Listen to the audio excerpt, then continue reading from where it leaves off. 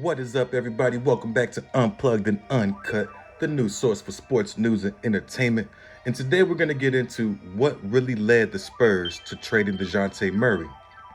I've seen all type of rumors out there and speculation. People saying that it was the contract. One guy had a whole story of Dejounte Murray's career, his checkered past, and all that. But we're going to get into what really happened today and why the Spurs have come to this decision. So, to begin with, to understand what really made the Spurs trade Dejounte Murray, you have to start with the trade that did not happen. That is right. We have to go back to a time before this trade. There was a trade in place between the 76ers and the Spurs. So the Philadelphia 76ers and the San Antonio Spurs had agreed upon in principle for a deal that would send Ben Simmons in a swap for Dejounte Murray. Now there was other pieces involved, but Dejounte Murray was made aware of this because the 76ers organization, from the ownership all the way through management, had agreed upon this trade. And the Spurs, in principle, had agreed upon this trade. So that's when you see the first cryptic tweet from Dejounte Murray talking about loyalty. The very first one. Now, a few things happened. The reason this trade did not go through is because of Daryl Morey. Daryl Morey is the one who put the package together. However, he was holding out for James Harden. And we all know he wound up getting his guy, James Harden. However, 76ers fans, how does that make you feel knowing that you could have swapped Ben Simmons for a two-way star like Dejounte Murray to pair with Tyrese Maxey? That could have been scary, but it never happened. However, that puts a bug into Dejounte Murray's head and led to that tweet about loyalty. So the only thing that stopped that trade from happening was Daryl Morey sensing something brewing in Brooklyn and holding out for James Harden. That is right. Now, after that trade doesn't go through, we get another cryptic tweet from Dejounte Murray. This time he shoots a slug. And it's basically talking about going back and forth. First they love you, then they don't, then they love you again type tweet. So that's the second cryptic tweet. Now, at this point, the trust is starting to break between Dejounte Murray and the front office, not with Greg Popovich. Pop and Murray are still cool. The Spurs players were still cool with Murray as he was still in communication with his teammates and new teammates. The draw and the fracture is coming at the front office. Brian Wright putting the young point guard in trade speculations and putting them in trade packages, telling him he was going to be traded. And then that trade not going through.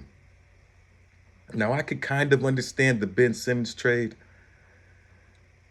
And now I understand the Atlanta Hawks trade a little bit more, knowing what we know. These cryptic tweets are the key to understanding why the fracture happened. Greg Popovich and the players, the coaching staff, absolutely loved playing with and for Dejounte Murray. He was the leader of the team.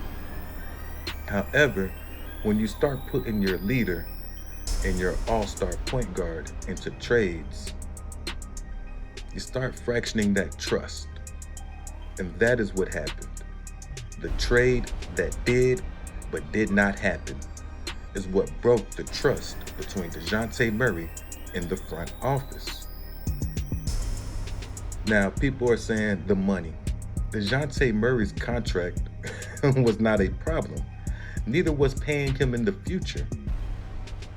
With Dejounte Murray's contract at such a value, extending him was not going to be an issue. The issue was the trust. Why do I want to continue and grow with you when I think you're going to trade me? You broke that trust. You broke that bond. So my next question is more about Brian Wright. Does Brian Wright understand the Spurs way or the Spurs culture? That is the question. If you look at the Boston Celtics, the Golden State Warriors, and even if you go back to last year, or the year before that, my bad, the Milwaukee Bucks, all three of those teams have something in common. Continuity, staying together, togetherness, chemistry. It's not just about talent in the NBA. It's also about chemistry, team building, and fit. That key word, fit. Do those players fit your squad? You need 9 shooting guards. No, I'm just playing. So, just as an example, you have a young core, a dynamic young trio, Dejounte Murray, Keldon Johnson, Devin Vassell. Murray averaging 21 points, 9 assists, 8 rebounds, 2 steals. Keldon Johnson at 17 points, 5 rebounds. Devin Vassell at 12.5 points and 3.5 rebounds. That is a nice, dynamic, young core to build around that you drafted. You didn't get them through free agents. You drafted these players. That's what the Golden State Warriors and Boston Celtics and the old San Antonio Spurs used to do. They build around their stars. They don't trade them off for draft picks. A better move would have been to keep Dejounte Murray after he just said, we're going to the playoffs next year. We were that close. We're going. You could have you could have signed a couple free agents that would have helped you make the playoffs and actually be very competitive. TJ Warren, Mo Bamba, DeAndre Ayton, Jalen Smith, Colin Sexton. Sorry about that. That's 5 players you could have looked at and possibly added to what you already had that put you over that top, that put you in that next tier where you're fighting for 4 through 6 instead of 7 through 10. Now you're fighting for the last seed. So that's my question. Does Brian Wright understand the Spurs way, the Spurs culture? That's an important question when it comes to building teams.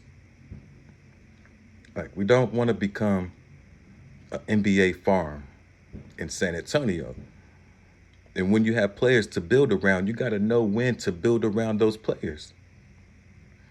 So for everybody that was really wondering why the fracture happened between the San Antonio Spurs and Dejounte Murray, there it is. The trade that did but did not happen. Fractured a relationship between the front office and the all-star player. Once that trust is broken, it's kind of hard to get that trust back. And that's why you see Murray showering the Spurs and Pop with love. And that's why you see the Spurs and Brian Wright doing the same thing back. Murray wasn't mad at the Spurs or Pop. And he probably wasn't mad at the front office. He was just shooting slugs through tweets, cryptic tweets. It's not about being mad. It's about being maybe a little frustrated and upset that your name's being put in all these trades and rumors when you thought you were a part of something that was being built. But I can't wait to see what everybody thinks, because this is definitely a hot topic, and I had to let you guys know the truth of what really happened and why it happened, how it happened. So now that you know, you might have already knew this, and some of you guys and ladies might have already suspected this. So if you did, leave it in the comments, let me know. If you think it was something else, let me know as well. Definitely open to conversation and discussion. But these are some facts that cannot be denied, and it sets the tone for what we just saw. The Dejounte Murray heading to the Hawks. Atlanta Hawks fans, you got one. Good luck on y'all season. Can't wait to see what y'all say in the comments about the situation as well as all of our Spurs fans. But that's all we got for this part of the episode. And y'all have a blessed day, because your boy is out. Peace.